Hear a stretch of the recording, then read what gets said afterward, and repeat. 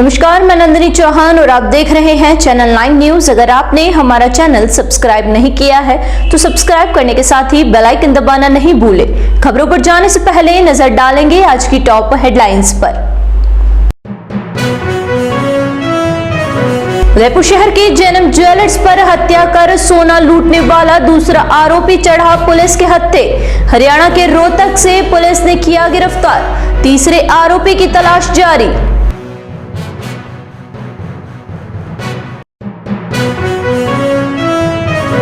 उदयपुर शहर के अश्विनी बाजार में खंडर दुकानों में मिला शव। मृतक मानसिक रूप से था बीमार, 10 साल से उदयपुर में रहकर करता था मजदूरी। शिनाख्त होने के बाद पुलिस ने करवाया पोस्टमार्टम।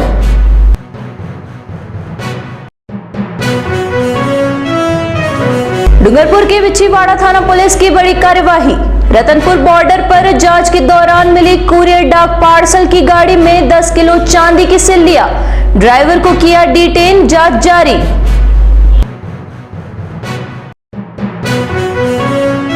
अब खबरें विस्तार से। उदयपुर शहर के भोपालपुरा थाना पुलिस ने अशोकनगर मुख्य रोड पर स्थित जैनम ज्वेलर्स के मालिक की हत्या कर करीब 2 किलो सोना लूटने में फरार चल रहे दूसरे आरोपी संदीप चौधरी को भी हरियाणा से गिरफ्तार कर लिया है। आरोपी की तलाश के लिए पुलिस की 6 टीमें लगातार पीछा कर रही थी। मामले में एक आरोपी आशीष चौधरी फरार चल रहा है, जिसकी तलाशी की जा रही है। पुलिस के अनुसार इस पूरी लूट व हत्या का मास्टरमाइंड सीआईएसएफ का जवान विकास चौधरी है। संदीप व आशीष चौधरी को ऑनलाइन गेम और ऑनलाइन क्रिकेट पर सट्टा लगाने का काफी शौक था। इस वजह से दोनों पर करीब 35 लाख रुपए का कर्जा हो गया था, जिससे वह उतार नहीं पा रहे थे। इसी कारण दोनों ने अपने घर से करीब 700 किलोमीटर दूर उदयपुर में लूट करने की योजना बनाई। उदयपुर में व्यापारी की हत्या कर सोना लूट कर फरार हो गए, पर पुलिस ने पकड़ लिया। विकास, संदीप और आशीष तीनों कई बार उदयपुर आए और इन तीनों ने शहर में सोने चांदी के शोरूम की रेकी की। इस दौरान इन्हें जैनम ज्वेलर्स लूटपाट के लिए सबसे उपयुक्त लगी। इस शोरूम को पिता पुत्र ही संभालते और दोपहर के समय में पुत्र खाना खाने घर पर चला जाता था और पिता शोरूम पर अकेला रहता था। ऐसे में दोपहर को लूट करने की योजना बनाई गई। उदयपुर शहर के धानमंडी थाना क्षेत्र में अश्विनी बाजार में बंद पड़ी दुकानों के अंदर से एक युवक का शव मिला। मृतक कांकरोली का रहने वाला है और पिछले कई वर्षों से उदयपुर में ही रहकर दुकानों के बाहर सो जाता था। पुलिस के अनुसार अश्विनी बाजार में कुछ दुकानें बंद है और खंडर हो गई है।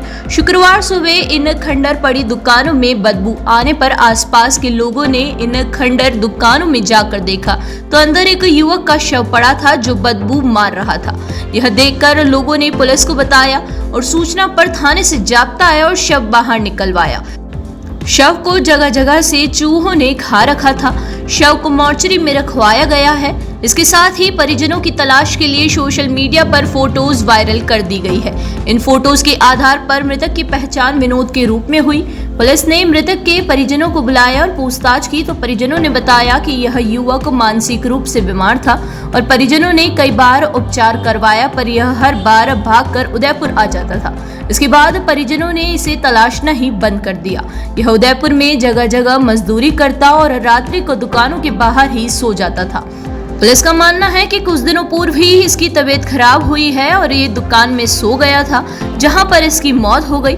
शव को चूहों ने भी जगह जगह से खा रखा था। एसआई बिहारी लाल ने पोस्टमार्टम करवाकर शव परिजनों को सुपुर्द कर दिया।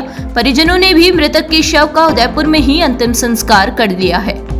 डूंगरपुर जिले की बिछीवाड़ा थाना पुलिस और निर्वाचन विभाग की एफएसटी टीम ने रतनपुर बॉर्डर पर एक कुरियर डाक पार्सल की गाड़ी से अवैध चांदी बरामद की है।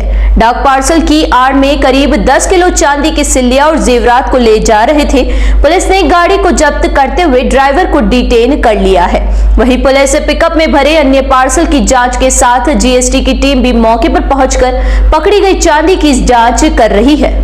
बिछीवाड़ा थाना अधिकारी कैलाश सोनी ने बताया कि लोकसभा चुनाव को लेकर सघन जांच अभियान चलाया जा रहा है। इसके तहत पुलिस टीम ने राजस्थान गुजरात के रतनपुर बॉर्डर पर जांच शुरू कर दी। इस दौरान एक पिकअप को रुकवाकर ड्राइवर मनोज कुमार निवासी झुंझुनू से पूछताछ की गई। ड्राइवर ने गाड़ी में कुरियर डाक पार्सल होना बताया, लेकिन पुलिस को शक होने पर गाड़ी की तलाशी ली। गाड़ी में डाक पार्सल की आड़ में कई कार्टून में चांदी की सिल्लियां और जेवरात भरे हुए मिले, जिस पर ड्राइवर ने बिल दिखाया, लेकिन पुलिस को बिल से ज्यादा चांदी होने का अनुमान होने पर पूरे पार्सल गाड़ी से नीचे उतारे गए। जांच के दौरान करीब 10 किलो चांदी की सिल्लियां और जेवरात बिना बिल के मिले, जिस पर पुलिस ने जेवरात को जब्त कर लिया। वहीं ड्राइवर मनोज को डिटेन कर लिया गया है। इधर पुलिस गाड़ी में भरे अन्य पार्सल की जांच कर रही है। इधर पुलिस ने इसकी सूचना जीएसटी विभाग को दी गई। जीएसटी की टीम बिछीवाड़ा पहुंचकर चांदी के कागजात और पकड़ी गई चांदी के टैक्स वसूली से जुड़े कई जांच कर रही है। चांदी को भीलवाड़ा से गुजरात की तरफ ले जाया जा रहा था। फिलहाल पुलिस और जीएसटी विभाग की ओर से जांच की जा रही है। लोकसभा चुनाव को लेकर चित्तौड़गढ़ लोकसभा सीट का दौरा कर रहे भाजपा प्रदेशाध्यक्ष सीपी जोशी शुक्रवार को मावली विधानसभा के बेदला गांव के लाल बोट चौराहे पर पहुंचे। यहां पर कार्यकर्ताओं ने जोरदार उनका स्वागत किया। इस दौरान जोशी ने बेदला स्थित सुखदेवी माताजी के दर्शन के बाद भंवर वाटिका में आयोजित कार्यक्रम में ग्रामीणों से मुलाकात की। बड़गांव उप प्रधान प्रताप सिंह राठौड़ के नेतृत्व में लाल बोट चौराहे पर पुष्प वर्षा से जोरदार उनका स्वागत किया। ढोल और मादल की थाप के साथ जयकारे लगते हुए कार्यकर्ताओं ने अपने चहेते नेता सीपी जोशी को केलों से तोला। कार्यकर्ताओं के भव्य स्वागत को देखकर जोशी भी काफी खुश नजर आए। जोशी ने कहा कि कार्यकर्ताओं का यही उत्साह एक आम चौराहे से लेकर देश के संसद तक में बड़ा मैसेज देता रहा है। इस मौके पर सीपी जोशी ने कहा कि यह लोकसभा चुनाव बीजेपी नहीं लड़कर आम पब्लिक चुनाव लड़ रही है। कार्यकर्ताओं के साथ ही आम पब्लिक में भी मोदी को तीसरी बार प्रधानमंत्री बनाने का खास उत्साह है। पिछले 10 सालों में मोदी सरकार द्वारा लोक कल्याणकारी योजनाओं से आम से लेकर खास तक हर किसी को उसका लाभ मिला है। मंडल महामंत्री सुरेश प्रजापत ने बताया कि कार्यक्रम में पूर्व विधानसभा अध्यक्ष शांतिलाल चपलोत, देहात जिला अध्यक्ष चंद्रगुप्त सिंह चौहान, शहर जिला अध्यक्ष रविंद्र शुमाली, मावली विधानसभा प्रभारी कृष्ण गोपाल पालीवाल, पूर्व विधायक दलीचंद जी डांगी, दिनेश कावड़िया, महिला मोर्चा के प्रदेश उपाध्यक्ष पिंकी मांडावत, एससी मोर्चे के प्रदेश उपाध्यक्ष शैलेंद्र चौहान, बड़गांव प्रधान प्रतिभा नागदा, महिला मोर्चा की शहर जिला अध्यक्ष कविता जोशी सहित कई कार्यकर्ता मौजूद थे। मिल रहा है लोगों के मन में बस एक ही बात है कि फिर एक बार मोदी सरकार या अटूट विश्वास नरेंद्र मोदी जी के प्रति है। उसके पीछे कारण है लोग पहले की सरकारों में और अभी की सरकार में एक अंतर मान रहे हैं।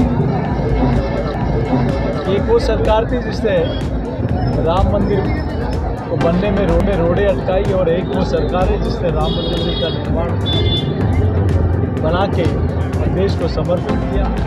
एक वो सरकार है जिसने धारा 370 लगाई, एक वो सरकार है जिसने धारा 370 लगाई, एक वो सरकार है जिसने तिरंगे का मान और दुनिया में देश के मान को कम किया, एक वो सरकार है जिसने दुनिया में भारत की वैभव और भारत की ताकत को बढ़ाया। एक वो सरकार है जिसने आज़ादी से लेकर अपने गरीब किसान और महिलाओं युवाओं को सिर्फ नारे और वादे दिए।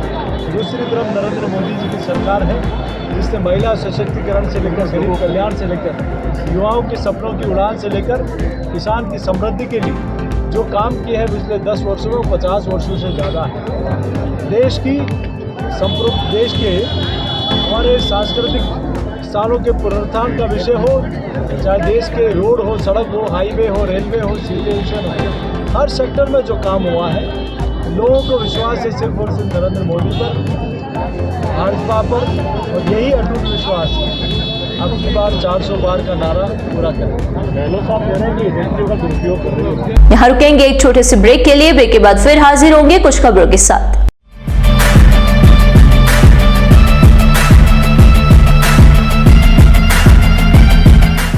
ब्रेक के बाद फिर से आपका स्वागत है। बढ़ेंगे अगली खबरों की ओर।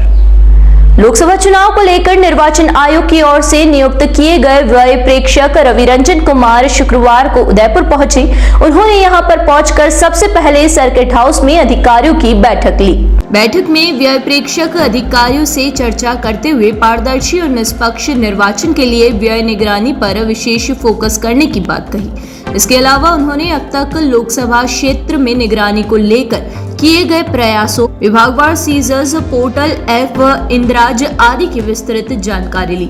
बैठक में व्यय निगरानी प्रकोष्ठ प्रभारी केपी सिंह, पुलिस उपाधीक्षक गोपाल मेवाड़ा, जिला आबकारी अधिकारी नीलम लखारा सहित CISF, central custom, airport authority, आयकर, नार्कोटिक्स सहित कई विभागों के अधिकारी मौजूद रहे। बैठक के बाद व्यय प्रेक्षक रवि रंजन कुमार शहर के चेतक सर्कल स्थित सूचना केंद्र पहुंचे। वहां पर उन्होंने मीडिया प्रकोष्ठ का अवलोकन किया। यहां पर उन्होंने प्रकोष्ठ में कार्मिकों द्वारा प्रिंट व इलेक्ट्रॉनिक मीडिया पर चुनावी प्रचार प्रसार पर की जा रही प्रभावी मॉनिटरिंग के बारे में जानकारी ली। टीवी और रेडियो पर मॉनिटरिंग कर रहे कार्मिकों से चर्चा की, साथ ही कार्यप्रणाली के बारे में जानकारी ली। मीडिया प्रकोष्ठ के प्रभारी गौरीकांत शर्मा ने प्रकोष्ठ की कार्यप्रणाली के बारे में उनको अवगत करवाया। उदयपुर के सकल जैन समाज के संगठन श्री मेवाड़ जैन युवा संस्थान द्वारा प्रतिवर्ष की भांति इस वर्ष भी भगवान ऋषभदेव जन्म जयंती महोत्सव प्रथमेश 2024 का भव्य आयोजन आगाज 23 मार्च को होगा। कार्यक्रम के आयोजन को लेकर संस्थान के संरक्षक पारस जैन सिंघवी ने बताया कि शहर के सभी जैन पाठशाला के विद्यार्थियों के लिए आचार्य श्री विद्यासागर महाराज के जीवन पर प्रश्नोत्तरी कार्यक्रम, शिक्षक सम्मान एवं प्रतिभा सम्मान समारोह सेक्टर 3 स्थित नेमिनाथ दिगंबर जैन मंदिर में आयोजित किए जाएंगे। वहीं सायकालीन 6 बजे आस्था का एक दीप, संत शिरोमणि के नाम दीप प्रज्वलन का कार्यक्रम RK सर्कल पर आयोजित होगा। संस्थान के अध्यक्ष निर्मल कुमार जैन ने बताया कि मुख्य कार्यक्रम 3 अप्रैल को टाउन हॉल में आयोजित होगा। इसमें प्रातः 7 बजे विशाल भव्य शोभा यात्रा का आयोजन होगा।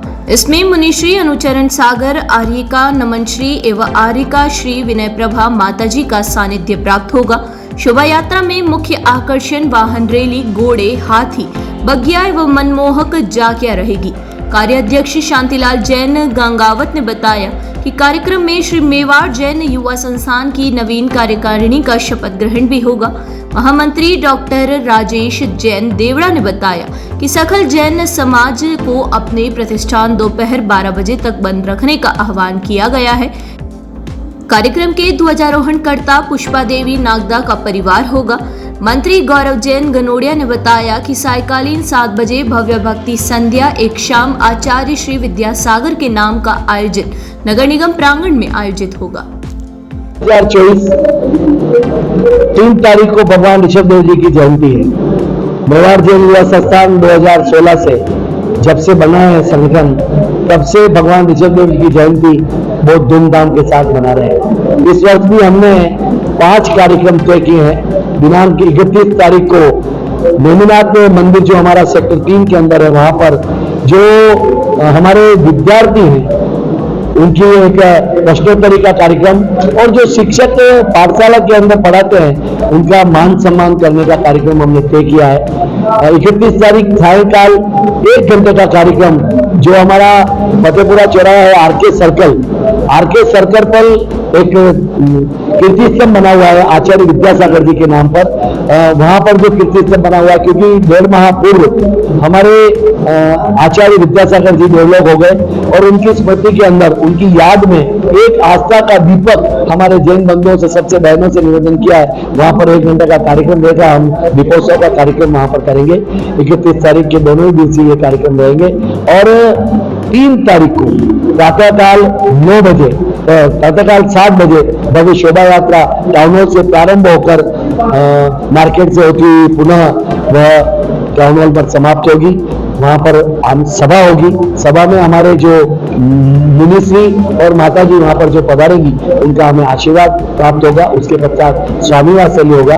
सायंकालीन के सत्र में 3 तारीख को हम बहुत धूमधाम के साथ में भक्ति संध्या का कार्यक्रम करेंगे और प्रातः जो हमारी शोभा यात्रा होगी उसके आगे, शोभा यात्रा के आगे हमारी वाहन रैली के रूप में भी हमारे बंधु बहन है वहां पर उस वाहनों के साथ में स्कूटर मोटरसाइकिल के रूप में वहां पर चलेगी। ऐसा एक 2 दिवसीय कार्यक्रम, 5 कार्यक्रम हमने इस बार निश्चित रूप से तय किए हैं। एक बार फिर नजर डालेंगे आज की टॉप हेडलाइंस पर। उदयपुर शहर के जैनम ज्वेलर्स पर हत्या कर सोना लूटने वाला दूसरा आरोपी चढ़ा पुलिस के हत्थे। हरियाणा के रोहतक से पुलिस ने किया गिरफ्तार, तीसरे आरोपी की तलाश जारी।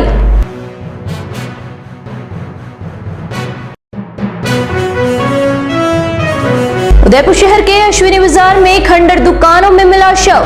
मृतक मानसिक रूप से था बीमार, 10 साल से उदयपुर में रहकर करता था मजदूरी। शिनाख्त होने के बाद पुलिस ने करवाया पोस्टमार्टम।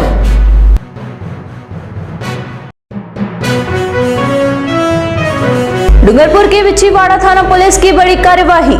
रतनपुर बॉर्डर पर जांच के दौरान मिली कुरियर डाक पार्सल की गाड़ी में 10 किलो चांदी की सिल्लियां।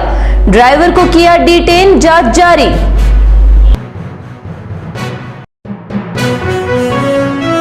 तो दीजिए इजाजत और बने रहिए चैनल 9 न्यूज के साथ। नमस्कार।